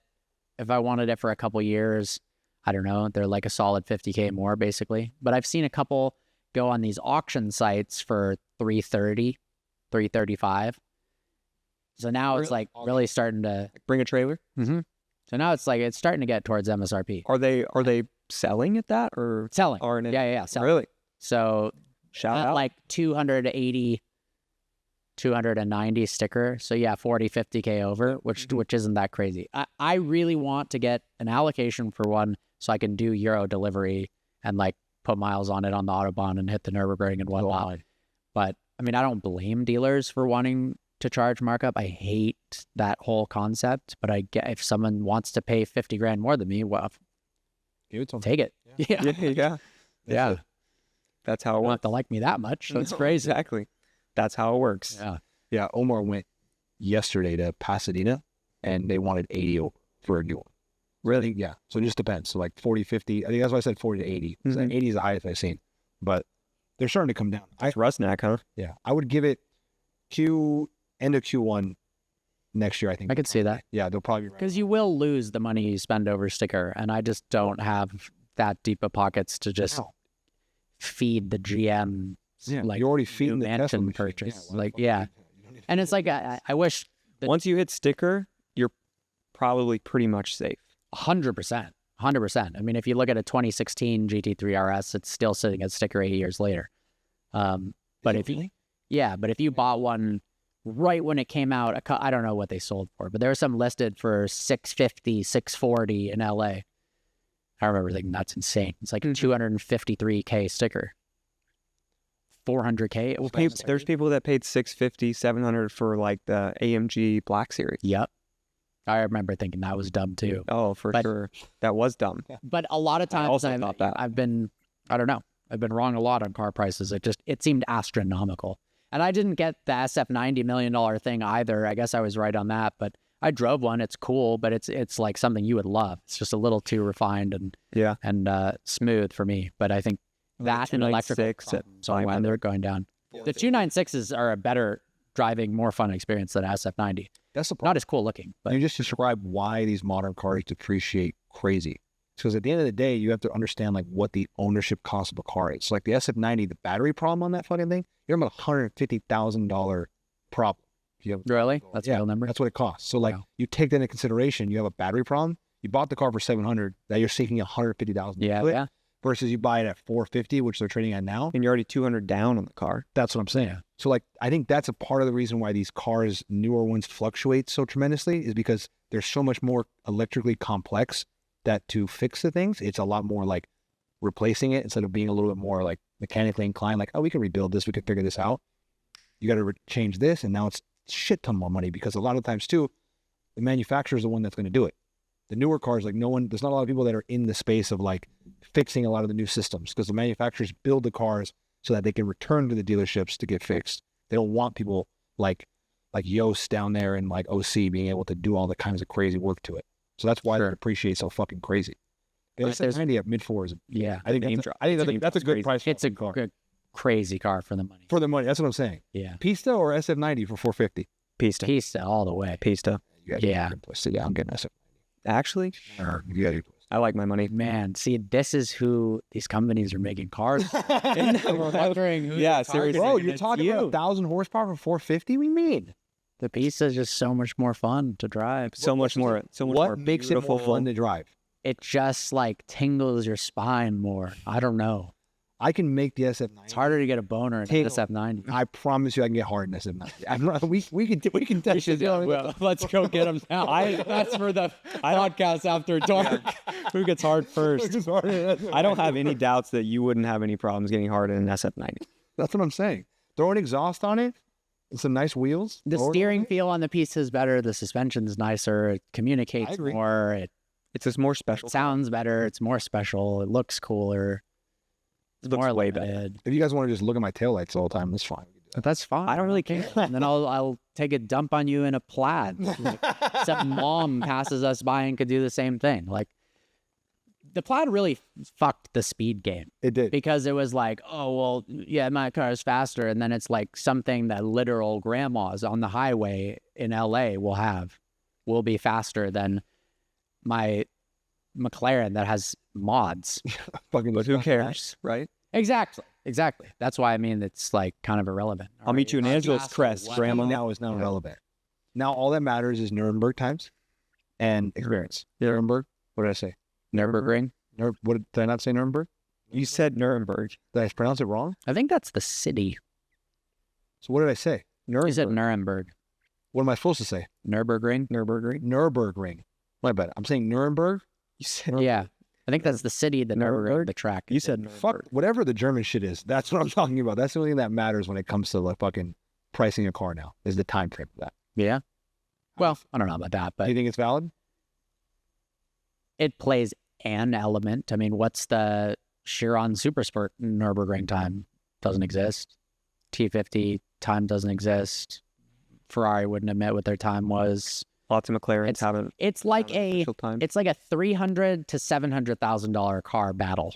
It's like, what does the new 3RS and 2RS do, and what can Mercedes make, In and what can Lamborghini. Lambo make? Yeah. And that's what's happening. That's the And then Mercedes came with the AMG 1 and was like, fuck all you guys. This is what a hypercar can do. But we can't make it road legal in the U.S. So, But you could show and display it yeah, exactly. and drive it how many miles? I don't know. I still actually haven't seen one of those in the U.S. I've seen show and display Valkyries and whatnot, but I've never seen a U.S. AMG 1. I don't even know if they were delivering them. Yeah. I mean, I'm sure know. some rich guys got a way around that, right? But I don't know. seeing a don't know. Valkyrie drive on the road is a pretty wild experience. Yeah. Talking about a Aston Martin Valkyrie. Yeah. Do you know what car we're talking about? we do. Jake in Scottsdale saw one at a fucking coffee. Yeah, he did. Yeah, that That is wild. I didn't see it bonkers. in Scottsdale at Patek Philippe, but Yeah, I've been in one, like balls to the wall. It's gnarly. where? In England. In England on a track. Yeah. No. No. On the street. Nice. You've It had a lot of fucking crazy experiences, huh? I've had some. It's been in the content game for 11 years. What is the fucking craziest thing that you've done, Parker? I don't know. I don't know. I love lot how of his stuff. mind just flooded. That'll be episode 2. Yeah, Parker's like, we're an hour 15 deep into this, and you're just now asking me this question. What are I you? feel like You're a that's podcast? like on You're trying to have a podcasts, good sometimes they ask really good questions, and I feel like you need to like take an hour break to brainstorm the correct answer to that question. Yeah. But maybe if we do another one someday, I'll come back and I'll have the answer to that question. You don't have any stories that just come to mind? I mean, in a Valkyrie. What's the most fun experience where you go, I really enjoyed what happened? Not crazy, but like just pure enjoyment. I don't know, the review I did of the F80, the owner had been a longtime subscriber and was like, dude, you got me into cars, and I bought a supercar because of you, and now his collection is crazy. It's like every supercar. And so I drove that on some awesome roads behind him and his Monza SP1. And the guy races Ferrari Challenge, so he can freaking drive. And so we're going like balls to the wall for hours in these things. And then we get pulled over, and like the car didn't have the proper registration. They were like trying to impound it. And then the cop is like, no, I don't think we can be towing this one. Like they didn't want to take the risk. And it was just a whole fiasco. And then we drove back and then parked the cars and That's had a when you- beer after. And it was pretty sick. You want to tow this car? Yeah. How about I tell you how much this car's worth? And then you tell me if you want to take on the liability to tow this car. And another day that comes to mind, I was in Dubai at the Dubai Autodrome, and this guy comes up to me and he's like, if you could drive any car right now, what would it be? And I was like, I don't know, a Carrera GT. And he goes, what color? And I was like, yellow. And he goes, okay. And then an hour later, a yellow Carrera GT shows up to the track, and I just drive it and review it. And then I was like so ecstatic on what the hell just happened that I saw these people testing this F1 car, and I was like, I'm going to go up and ask them if I can drive it. And I was like, what business do you run, and how can I promote it if you let me drive this car? And they were like, what? And then we like talked for a while, and they put me in a Radical to make sure I wasn't an idiot. I drove that around the track, and then I was behind the wheel of the car. So Fucking, I'm telling you, bro, closed mouths don't get fed. We got to get to Yeah. Dubai. Closed mouth. Dubai is pretty crazy. That is the most Dubai shit. Dubai whips. It is. Ever in my It is. And I'm sure there's much more Dubai stuff that happens than that. Dude, Oh, there's stuff I don't even want to hear about in The Dubai. only thing negative I heard about Dubai is the speed limit thing, where like you literally cannot drive faster than the speed limit. Absolutely not. You literally No. So there is no police like on the streets in Dubai at all. And all of it's patrolled by speed cameras. And if you have an app called Waze, it tells you where all the speed cameras are. So you can have fun. You can. Oh, yeah. That's the trick. Yeah. See, Oh, that's- man. I've done rallies out there. The People are Dubai- going crazy. And then you just slam on the brakes and one person screwed up. Thankfully, it wasn't me. And they did get dinged. And I don't think it was good. I don't know what I mean, it wasn't like super bad, but it was a big deal. They made the flight back. Yeah, 100%. The Dubai people are going to be really mad in the comments that you're exposing this secret. Well, that's the problem. Like, Well, I'm not advocating doing it. Not I'm just advocating saying speed. that it is possible. well, because you think about it. Okay, think about any automotive enthusiast on the planet. Okay, you think about the pinnacle. Where can you go and see shit that you would never see? Yeah. Dubai. I You hear about, you're like, well, let's say I can go rent some crazy shit out there and I can't even drive it fast, then it's like, don't give me my wet dream if I don't get to finish type thing. Yeah, yeah. There's no point. I mean, the dealerships there are crazy. I think I saw 2 or It 3 wouldn't be a wet dream. Venenos, So that's what I'm saying. Don't tease me and don't get me there. 2 or 3 Venenos, like 7 Bugatti 2 or 3 Deivos out of like, I think they made 40 of those and 7 were just in the town. Sitting there. Yeah. One guy pulled up to the track in his. We see some of it's these like pretty crazy garage tours of they just go into a warehouse of a private collection and they've got like 3 Devos and you're like, Yeah. you have 3 of them. It's another world. Yeah. Royalty. Yeah. That oil money will do something. Oh, that shit will do a lot. That shit will do a lot. You got to explain the experience riding in a Valkyrie because Sure. not a lot of people have ridden in a Valkyrie. I want to know what it's like to ride in a Valkyrie. Yeah. So I was hoping to drive it. In England, the insurance is different than any other place I've ever experienced. And each driver is like insured on specific cars. So even though I have insurance and they have insurance, I like can't drive the car. I've driven cars in England, but usually it's like the owner's just, all right, Take a risk. let's see what happens. So he wasn't willing to do that, which is fine. It was a cool enough car where I'm down for a ride in it. The guy was super nice. And it's pretty damn gnarly. I mean, it's pulled up. We met at a restaurant, and I'm just sitting there waiting. And then you just hear this freaking space shuttles coming. The whole restaurant is like, what the fuck is that? Like everyone from grandmas to kids. And interesting amount of negative attention. Really? Actually. There was like all these old ladies, like Oh, yeah. this idiot thinking he's this and that. Like it's just this nice guy picking me up, letting me do a video, and people are hating, ruining this nice The day. people that eat beans for breakfast. So that makes There you go. Yeah. And so getting in the car is a whole experience. It's ridiculous. Your feet are like above your hips, and turning it on is like a Game Boy cheat code. I mean, I can't remember the exact startup sequence, but They don't he want you taught me how to remember. do it in order to start it up for the YouTube video. And even after telling me, I still messed it up. And then he tried it and he didn't do it right. And then it was like launching a Falcon Heavy rocket. Mhm. But the transmission shifted slower than I was expecting. It's like kind of Aventador-esque. Unbelievably fast. What is it? So freaking loud. Like we both had ear muffs on, whatever, headsets where we could talk to each other, but even still is unbelievable. Like a helicopter. Yeah. It was like being in a helicopter with a V12, like attached to your back. That's Well, like, Attached not to your flying. But yeah, you feel like it's mounted to your spine. So Yeah. you would love it. He would hate it. you feel the tremble, I imagine. Yeah. You're literally sitting there and He would be you don't- crying. Yeah, I would probably piss myself. You're talking about toys for the people that have truly won the game. Mhm. They won. Yeah, 100%. How do we get there? Oh, we'll get there. I don't know. We'll all get there. How do we get This is a great time to launch my OnlyFans. So, guys, I don't know. If I could guarantee break a out those Valkyrie, I might have to. Dude, oh my God, you guarantee me something like that? I'd do it yesterday. You kidding me? Yeah. Tell me what Not I enough do, people want to see that. who I got to talk to, who I got to show it to. Yeah. I'll show it to you. There's no problem whatsoever. You heard it. I do some wild stuff for a Valkyrie. You get us all in a gym, pump ourselves up, go find a manager. We know a manager. swear everyone's an OnlyFans manager these days. It's a growing community. I guess so. Well, now there's courses for it. It's a virgin market. Is there courses for managing? There is. It's actually quite literally disgusting. Yeah. But why wouldn't there be?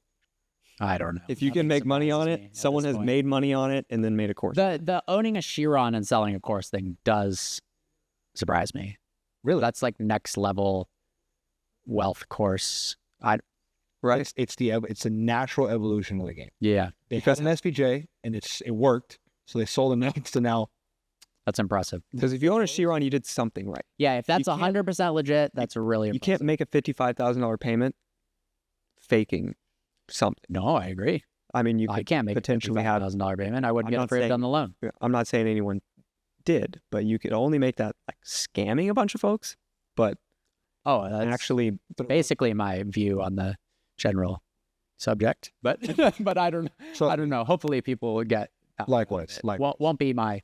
I won't be spending money on it. like no, neither will I. you should make a course though on content creation. My thought process is, if you're so good at what you're doing, why would you not just do that? Because it's If not. you're nearly as- making so much money selling real estate, why would you waste your time selling courses to 15-year-olds? If you're doing so well at stock trading, wouldn't it be better to, if you win every stock pick, just put everything in it then? So there's a couple things. Something like that, I'm with you because that's scalable. Mhm. The more money you make, the more money you can make. Yeah, yeah. Right? So that's a very scalable thing. Something like drop shipping or Amazon or one of these like things, those are not nearly as scalable businesses. So you can make great money, and then it's like, this course, I can make a lot more money with a lot less effort.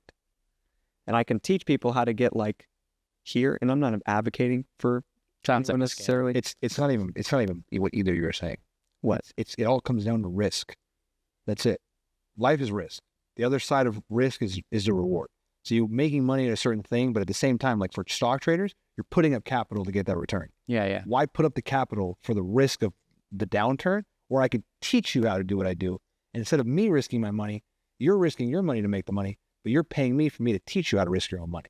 Yeah, I mean, I go back and forth on it. I don't know if it's the most genius thing of all time or a total scam or both at the same time. It's both at the I same don't time. really Because there's know. people that do it legitimately, and it's the most fucking genius thing of all time. Yeah. And there's people that don't do it legitimately, and it's the biggest scam of all time.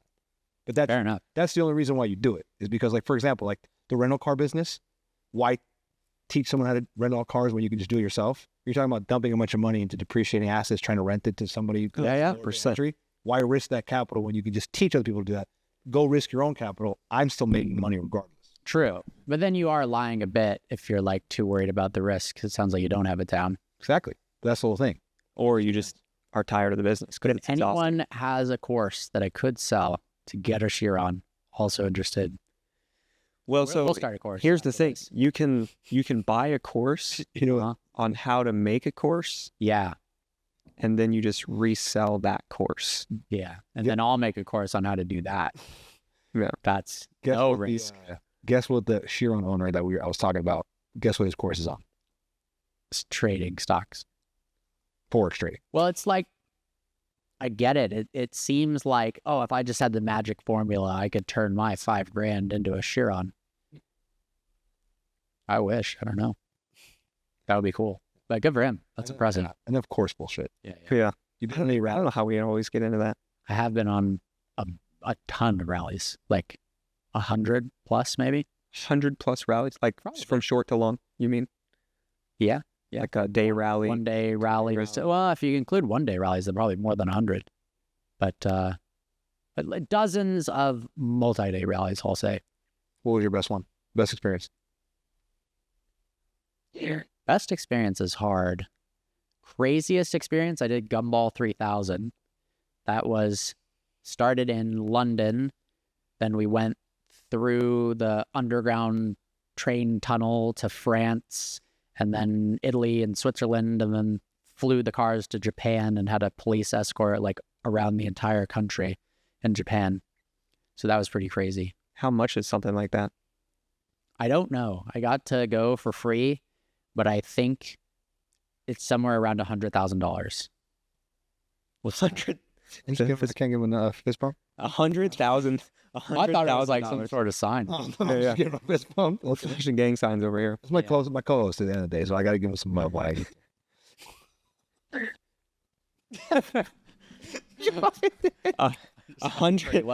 $100,000 for a rally. Yeah. So these guys are just next level rich. Yeah. You meet some interesting characters.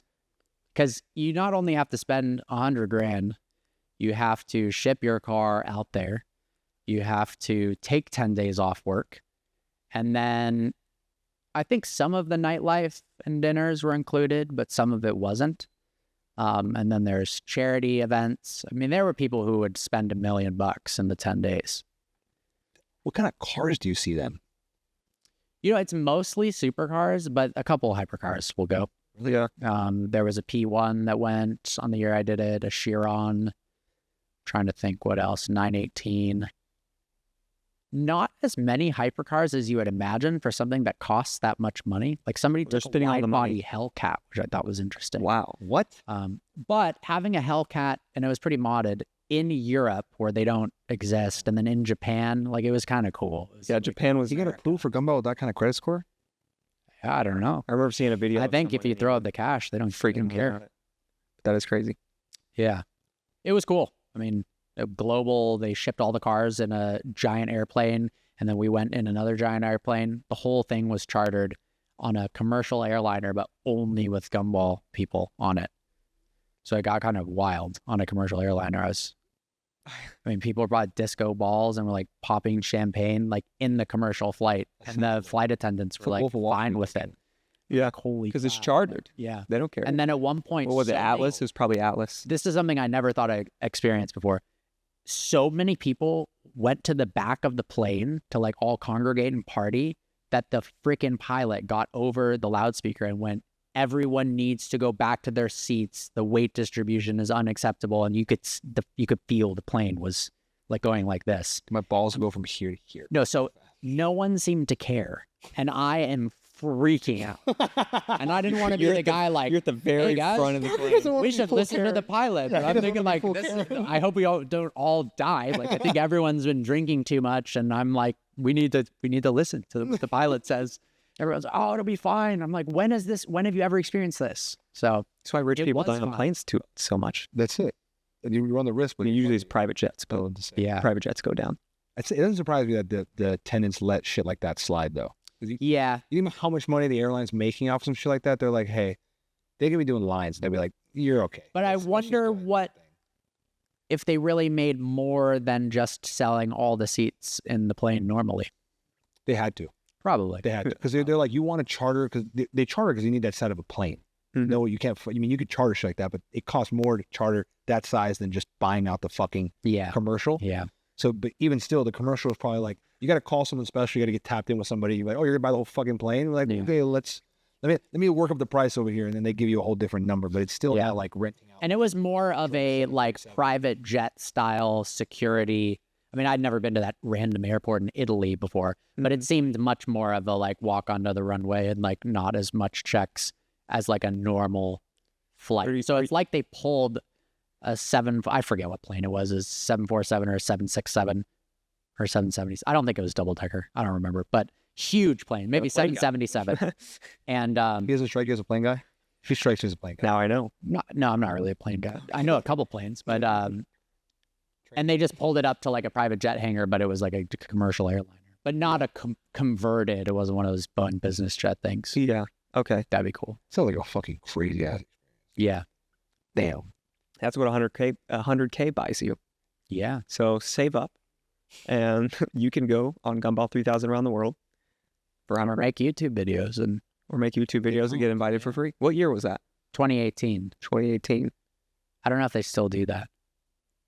They probably were like, oh, the ROI off this kid. We need to never do that again. How much content you? They're gonna have someone A lot. recording. Yeah. Yeah. I made a video every day. They gotta have someone recording. What? They gotta have someone recording. Yeah. A lot of creators went that year. Who else was there? Shmi. There's like JWW. DD on Gumball 3000 right now. Yeah. They're posting Like all that stuff. Phase Banks and Rice Scum and Alyssa Violet. Like some people who aren't like car influencers, but were on there. It was Just talk about like Usher was on it. They're trying to extend to new markets. Yeah. Makes sense. That's marketing 101. Yeah. It's not even 201 or 301. Sell a course on how to sell a rally.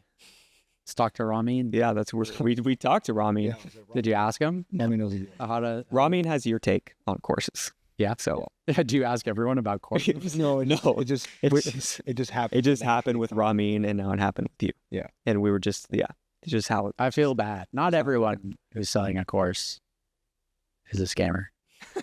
Hot take. Thanks for the disclaimer. Yeah.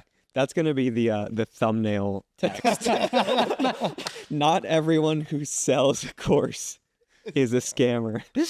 With Parker from Vehicle Virgins. Unexpected bit of information. Oh man, That's so fun. we probably got to get in these last questions. Yeah, let's run it. Yeah, he deserves it. Yeah, everyone gets the same 3 guest questions. Man, I'm not used to this. Everyone gets the same 3 guest questions at the end, so you don't get any special treatment here. Okay. Number 1, what's the most overrated supercar? Or what's the most overrated car today? Guess it doesn't have to be a supercar, but by nature, that's what we prefer. The SVJ. The SVJ. Yeah. How about it? I think everyone is deriding the SVJ so hard because of YouTube and courses. It's a great car. Sounds great. Looks good. But the SV, in my opinion, looks better. There's less of them. Stock for stock sounds better. It's more raw. And because everyone and their mom doesn't have one, I'd pick a SV. And they're cheaper. Not for long. Not to say the SVJ, it's a great car, but I think it's overhyped. Yeah. A lot of people like the a lot of people, I feel like, say that they take an SV over an SVJ. It's becoming more of a popular opinion. But then Chamba would just say that that's because they can't afford it. Yeah, Chamba talks about the broke boys, but I sit in the same stance with you. Yeah. I think the design aspect of it, I think the SV looks sharper Yeah. than the SVJ. SVJ has more rounded aspects. The SVJ is more wild and it has a crazier presence, but I like the way the SV looks better. The SV is sexy. Yeah. Yeah. What's the most underrated car? You know what? This is probably going to get me a lot of shit, but I think the Artura Spider gets a lot of crap and nobody looks at it. And they're like, what even is that? Why did they make that? I just drove one recently. The Spider, they changed a lot of things. They made the engine mounts more rigid, so it's like more like what I like, less what you like. I think it drives really nice. Yeah. How's it sound? It sounds decent. It doesn't sound amazing. Look, I don't think my McLaren sounds that amazing either. It makes a lot of turbo noises and backfires and whatnot, but it doesn't sound like a 458 or an SV or something like that. The 296 doesn't sound that great either. The Porsche Turbo doesn't sound that great either. So I don't know. I think it's a much better handling and more fun car than people give it credit for. Yeah. I mean, this is a fair take. Why isn't it? The lease deals are pretty great. We're not going to go into that, but I get messages like that all the time. Hey man, what do you think? I'm thinking about going from my F80 M3 to this Artura. It seems like a good deal. It only has 1,000 miles a year. I can get this lease deal. I don't think you should throw $130,000 in the next 3 years. Just buy one used. Yeah, for real. I think those Arturas will be better cars and are more popular in a year. Yeah, and I think when they make an LT version, if they do of that, that'll be really cool. Mm-hmm. And more modifications come out. Yeah. Cars, Also take the 600 LT, better looking car. Yeah, me too. But I just think with the roof scoop, it's really. Maybe I'm wrong about the general consensus of the car, but everyone when people see him pass by, they're like, "Oh, Artura." You're not wrong. Everybody hates on the fucking car. Yeah, trust me. Again, people that have owned it, people who have driven it, stuff like that. I know the sound's a big knock, the way it feels. I think the problem is you take the brand that's already known for having the most problems with their car, and you throw a hybrid system car into it, and it being new. It's I think it's got a lot more quirks to work out. Yeah. And a lot more. Once you start modifying those things pretty crazily, I think then they'll become more popular. 100%. That I haven't seen, and I would like to see. I think Austin Valtronic just cracked an exhaust on one. Yeah, I literally a posted couple one. days ago. Have not heard a modified one. Yeah, we can check it out. Because I know he was freaking out because he was even trying to understand how to like fucking take off the bumper to even get to the exhaust at that point. Doesn't surprise me. No, but that's 100%. difficult. Again, Yeah. We'll see. McLaren, they don't want to give out their paint codes. They don't want to do anything. Yeah, that shit pisses. What's the third question? Third question is, You over us or what? yeah, he's over. No, my butt's numb. I've been here a long time. I'm ready to drive back. 3-car garage, any budget for today. All you get's 3. Fits 1, your 2, 3 life today. for everything, including Ralph's. All right, P1 F50. And You just throw 2 out in a half a second. He did. I mean, have you not heard this? Have you not heard the theme of this whole episode? He's got those one. McLaren F1, Dude, you two are fucking twisted. P1 You're F50. no comfortable fucking car in that thing, so you're just cracked 24/7. yeah. You guys are twisted, bro. This is a guy that loves cars. I appreciate it. Yeah, I mean, I don't know. But if Is that those are loving the cars options because I you can like pick, I twisted? don't give a shit about comfortable. If I can drive F50, if I could drive an F50 right now home, even if there's bumper to bumper traffic, whatever, sign me up. Sign him up. All right, so you've got that 3-car. You've got that 3-car garage, and you've got 2 hours in traffic. What are you grabbing? You got to go with the P1, huh? No, I think I'm taking the F1 because that's only of the 3 I haven't driven. So I might as well. Well, I'm saying in the scenario where you have all 3, that's your garage. And I've already driven all 3? Yeah. Then, I mean, the P1. You have all 3 of those, and you're like, the we're P1's gonna the push only to Newport non-manual at one. 5 o'clock on a Friday Yeah. to film an episode of Let's Talk About Cars, yo. With the dual clutch, not the manual. You're grabbing the P1. Yeah. You guys are twisted, dude. Dude, give it to him. What are you doing? 3 cars. You know my current car? G-Wagon, Urus, and then Call it a- G80 with big turbo. No. No, I'm You kidding. be SVJ. Just 3 SVJs.